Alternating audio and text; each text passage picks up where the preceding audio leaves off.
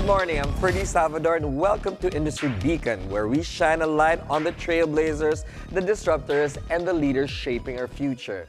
In each episode, we'll explore how they're staying ahead in their fields, one industry at a time. In focus this morning, the architectural industry with a pioneer in Filipino design, banking on a highly respected name in the field and expertise of his own. Architect Gelo Mañosa is continuing what his father, no less than national artist for architecture Francisco Bobby Mañosa, started. We get his take on the opportunities and challenges hounding the industry and how unique is the Filipino architectural style. How far can it go? Good morning, Gelo, and welcome to Industry Beacon, and thank you so much for joining us. Thank you for the invite. Today is very excited. I'm very excited today, rather, because, architectural design is one thing that I thrive on, and obviously being a Filipino, I try to champion that. But, of course, you are your father's son. Tell us about how it is to be the son of a national artist and being an architect yourself. Oh, that's well, the biggest challenge is they're big shoes to fill. Right. Right. So you just try to find your own identity of who you are. Mm-hmm. You learn as much as you can. Growing up, taking in as much of the wisdom that the father can give a son. Mm-hmm. And there's always the challenge of separating your professional career with the father-son relationship. But we managed to do that over time, and I think, I tried to sponge up as much information as I could with all the learnings that he could give me over the years of growing up with him. That's what you call like a library full of wisdom in your own home. Absolutely. So you're so lucky. Yeah, absolutely. Yeah, for those out there that, that unfortunately haven't heard of architect Bobby Mañosa, what projects has he done that's, impacted the country? I would say the Coconut Palace would be one. Yes. The EDSA Shrine would be another. Two very iconic yes. edifices. Resorts, Amanpulo, Pearl Farm, Mactan, Shangri-La, Cebu. Quite a few, yeah, quite a few. You and your father, obviously, you've got the Filipino design genealogy, aside from being biological. Yes. What is it about Filipino design that's bankable? Well, it's very bankable in the Philippines. Right. We need to change that. One thing great with Philippine design is that it's architecture that is based on climate, deeply rooted in culture. The great thing about the Philippine design is that it's designed for hot, humid climates, which is our climate. Yes. It's designed for 6 months of rain, 6 months of sunshine, volcanic eruptions, earthquakes, typhoons, yes. Super typhoons. Yes. These are kind of like the building blocks of what makes our designs unique, right? And ideally, if you follow the fundamentals of a Bahay Kubo, then you're actually more than halfway there. Right? I was about to discuss Bahay Kubo with you. Is that the base or foundation of Philippine design? It's the base and foundation of the way we interpret Philippine design. Okay. I would like to argue that the Bahay Kubo was existing even before Magellan came into our shores, and discovered the Philippines. Right? It already existed. It existed based on climate, and it existed based on culture. So the architecture has always been around. Then during the Spanish era, from the Bahay Kubo, it became the Bahay na Bato. And then after the Spanish era, from the Bahay na Bato, it became what?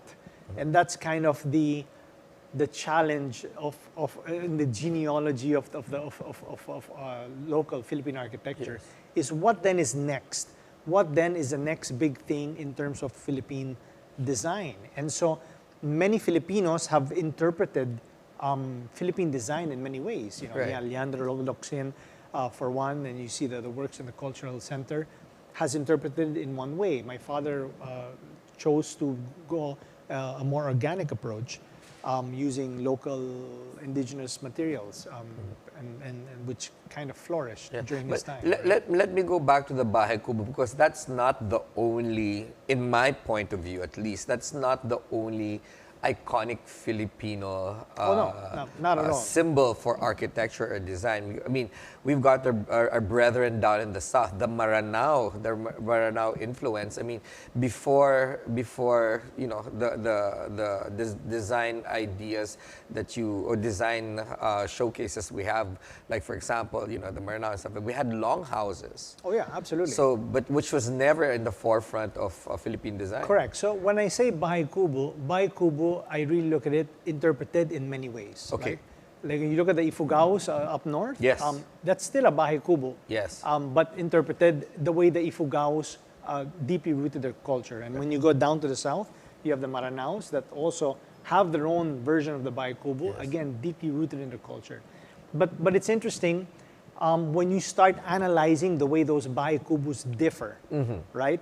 For example, the Ifugaos, the same banana, house on stilts, but they were pretty much a granary, right? The floor they did in stone, Yes. because that absorbed heat during the day, and at night that released heat. Heat, correct. So it's form and function. It kept them warm, Yes. right? And then they put in their carvings, their beliefs.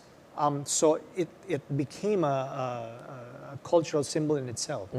When you look at the Maranaos, it was complete opposite. They were water-based people. So they had their panulongs and their datus and whatnot. And so the way that they interpreted their cultural identity as well, again, was because of the area that they were in. Yeah. What about, this is a beautiful story of how, Filipinos in architectural design and even interiors, marry.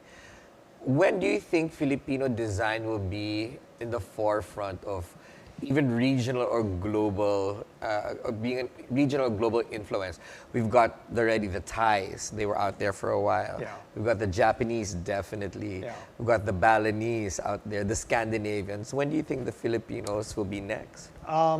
I think it pretty much happens when the Filipinos learn to accept our own culture of who we are. Ouch. No, seriously. You will still see a lot of people that pretty much egg on the colonial mentality, right? And a lot of it also has to do, let's say, with the OFW mentality, I'd like to argue, wherein you travel abroad, you live in, let's say, Italy, and you feel like you've made it, then you come back to the Philippines and you bring back the influence, and then you want to live, let's say, in a chateau in Tagaytay, the Philippines. And it just completely gets disconnected, right? A lot of the arguments that my father used to say is that Filipinos, first you have to accept who you are as a Filipino. The same way a president of Sony Corporation enjoys the same tatami flooring and shoji rice partitions, why can a Filipino farmer and the president of a large corporation enjoy the same bamboo floor and coconut doors?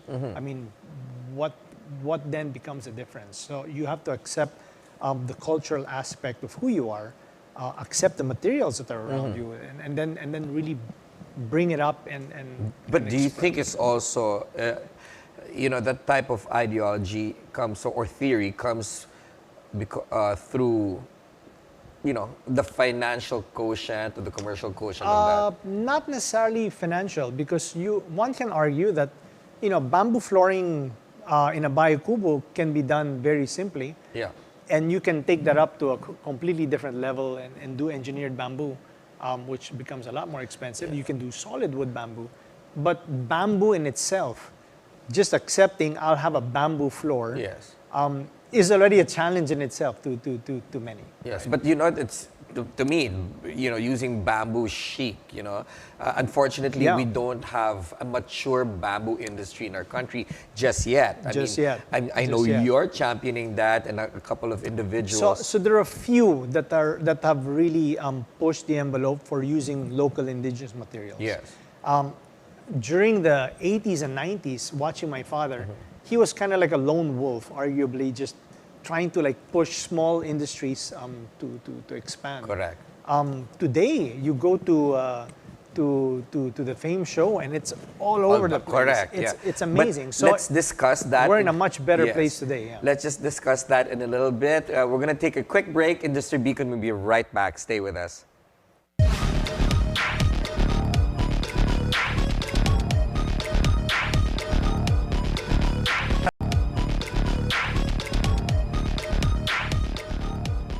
And we're back. You're still watching Industry Beacon here on BNC. Let's continue our chat with architect Gelo Mañosa. Architect Mañosa, we were just talking about fame and materials that are coming out, which is fantastic, bamboo, even weaves and stuff like that, right? Yeah. And I'm glad it's coming out. But what gaps do you see in honing the next generation of architects and even interior designers?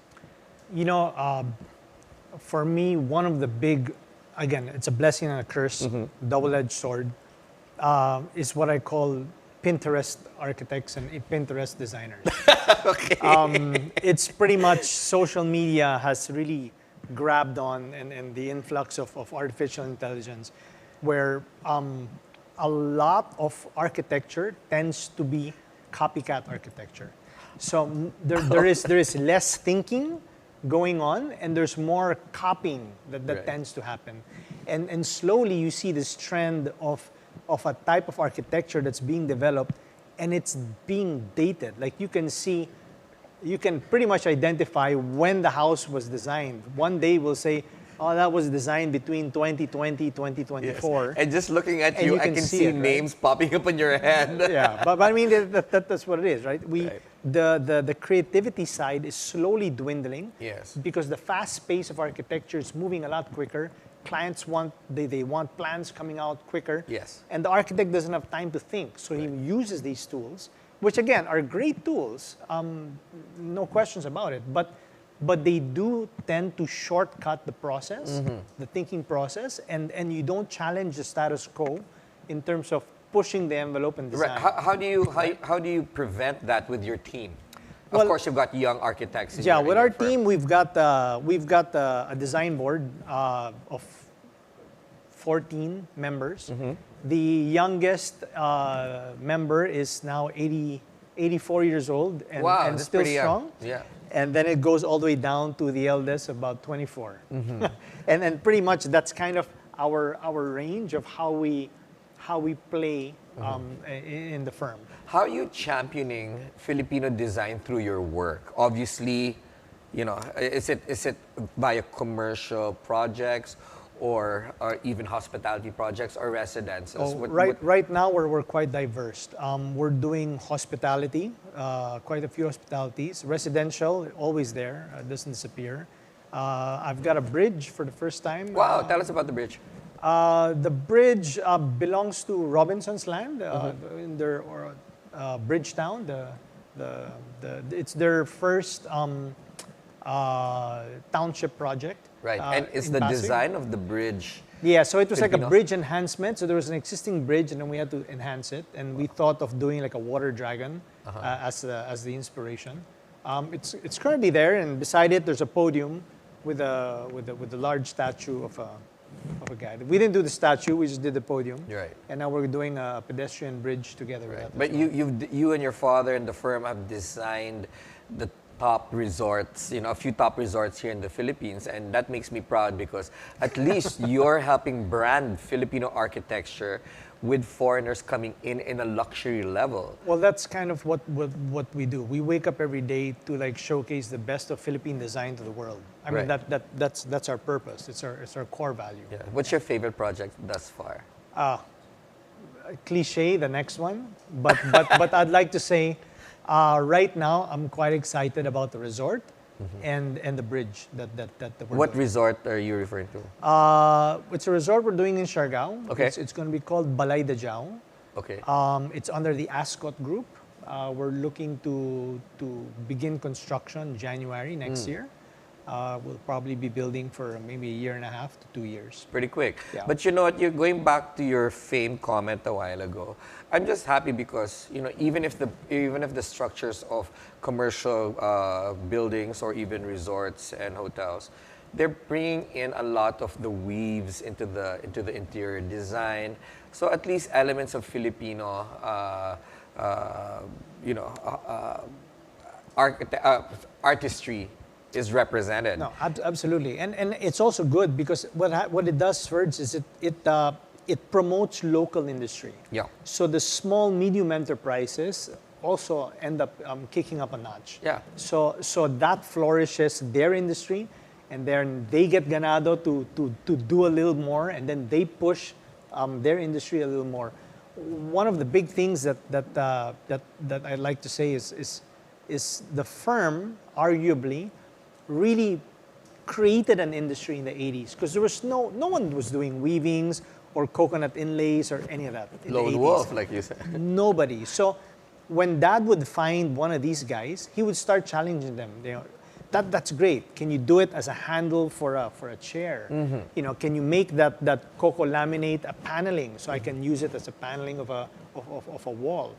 And and he would challenge them, yeah. Yes. And then through these projects, they would get known, and then from that they would start creating all these beautiful products, and many of them today are quite successful because of projects that Dad made them do. He's really he did a lot. He opened a lot of doors for a lot of designers. The Coconut Palace, Ferds, arguably, they brought in 13 inventors to invent materials. Really? Such as? That's interesting. The abaca weaving, the ginit wallpaper, the coco laminate paneling, coconut chandeliers. Really? Those are all all inventions. They were all inventions. Wow.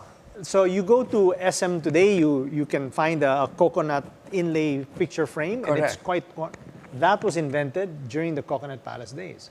That's amazing. So these are the guy that did the abaca rug in the Coconut Palace now does all the matting for Mercedes-Benz Germany. I've got abaca rugs. I have to thank you and your dad for that. So these are all industries that started in that house, and many other projects that Dad really pushed them to do. Wow. So he's not the only one that did it. There were many as well at the time, but today you go to any any department store and you'll find a lot of these products as common norm. Correct. Well, I'm gonna jump off to another topic. What is your dream collaboration, whether here or around the world? For collaborating for me with Starchitects would always be a dream. Yes. Right? Like a Norman Foster. Wow. Or one of these guys. Which is doing something here. At the yeah. So one of good friends of mine, architects, I know are collaborating with him. So we just have envy on my eyes. But if it's a local group, honestly, my dream would be to do work for the president of the Philippines. That's a great idea. They're championing arts and culture anyway. No one will champion local culture, like the president of your own country. 1,000%. So if you're doing work for that office, it will be a dream because anything that you propose that is local will always be approved right away. Correct. I'm sure his team's watching right now, and shout out to that. But what is your biggest mistake? What is my greatest mistake? Yeah. My greatest mistake? Maybe not listening to my father when I should have. That's all of us. Yeah, there were many times that he actually tried to put a thing or two into my brain, and I didn't quite listen. But today I regret, and I'm like, okay, maybe I should have listened. Don't worry, that's very common for us all. Yeah. Thank you so much, Architect Mañosa, for joining us this morning. And that is it for today's show. I'm Ferdi Salvador. Catch the Billionaire News channel on Free TV Channel 31 and on cable via Cignal Channel 24. Thank you for watching the Billionaire News channel, always on top.